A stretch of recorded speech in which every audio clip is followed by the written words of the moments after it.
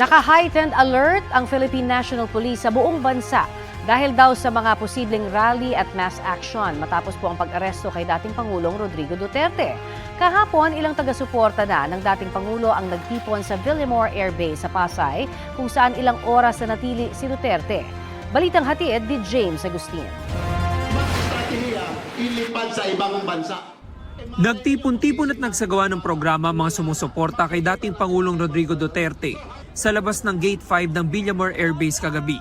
Ang iba may dala pang tarpaulin na nakasadang suporta sa dating Pangulo.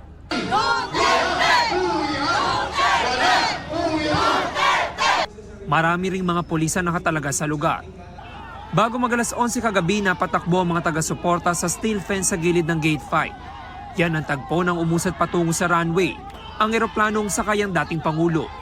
Bagyang nagkagulo ng paatrasin ng mga pulis sa mga sumusuporta. At nang tuluyan na nakalipad ng eroplano, naging emosyonal ang ilang supporters. Lalo pang nagdagdag ng puwersa ang PNP. Dumating sa lugar si Atty. Israelito Torreon na isa sa mga tumatayong abogado ng dating Pangulo. Umaasa sila makakakuha ng Temporary Restraining Order o TRO mula sa Korte Suprema.